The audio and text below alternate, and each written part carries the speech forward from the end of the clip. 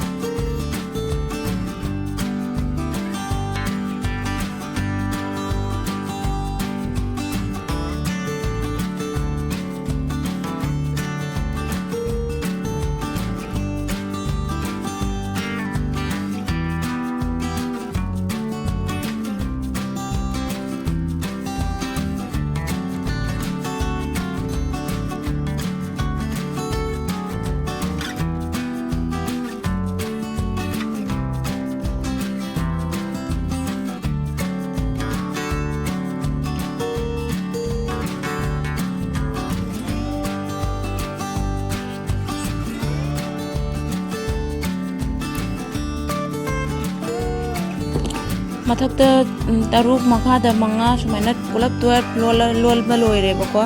adugi matungda khoina ngasai mayai da kisaram bodo lawthoni aduga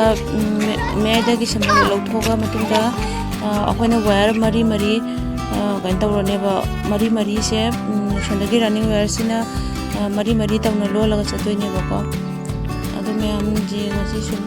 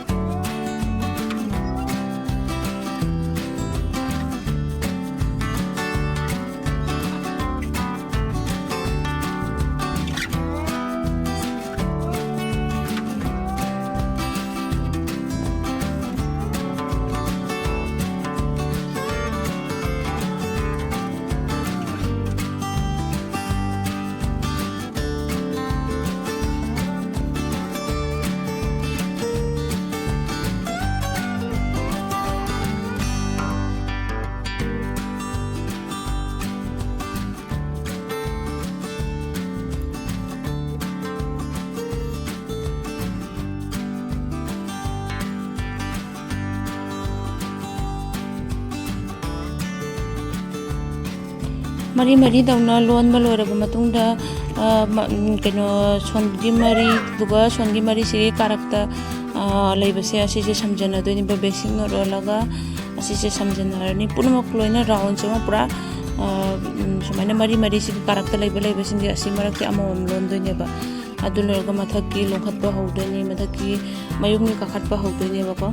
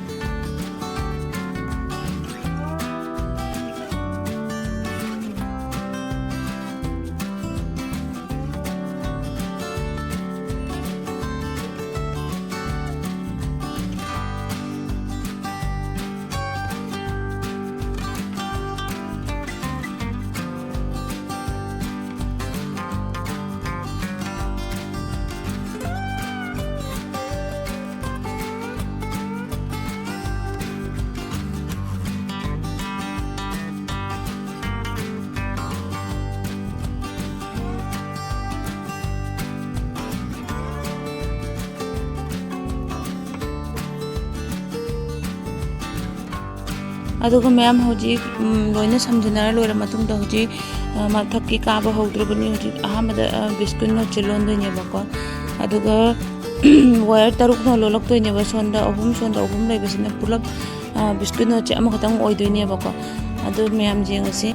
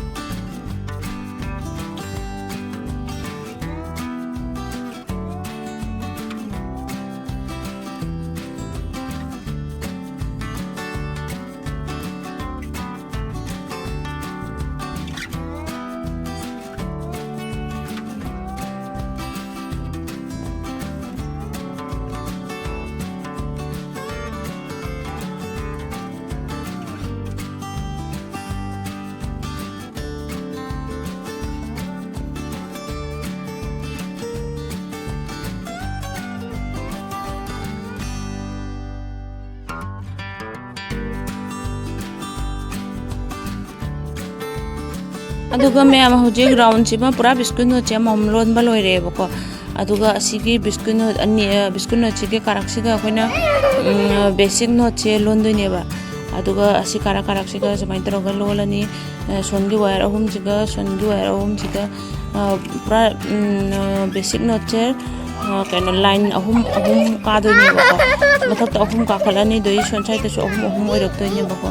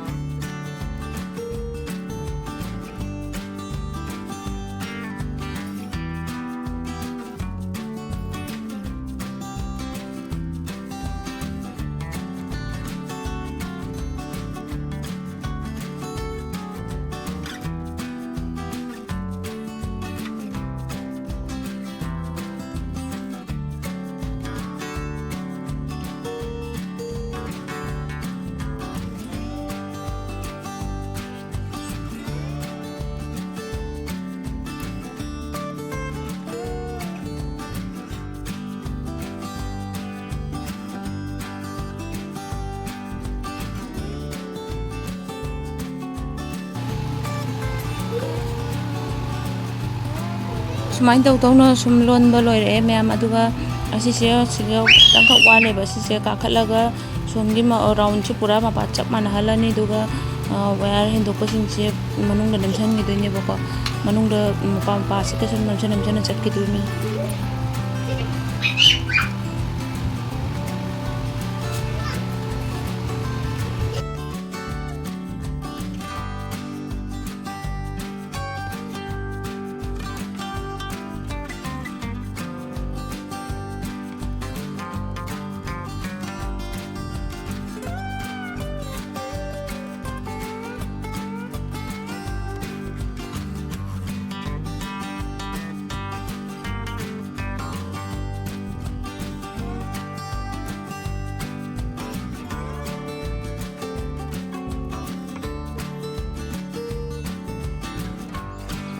mari lon ba horasi ma'am ado mari se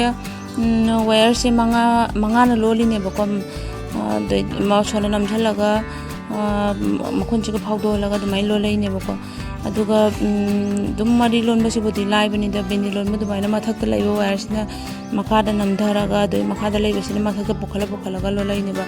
aduga side ta sumaina side ta lai ba sina sonda round kola ga do ahamba mari thado maga dumai tro ko lo lak to ne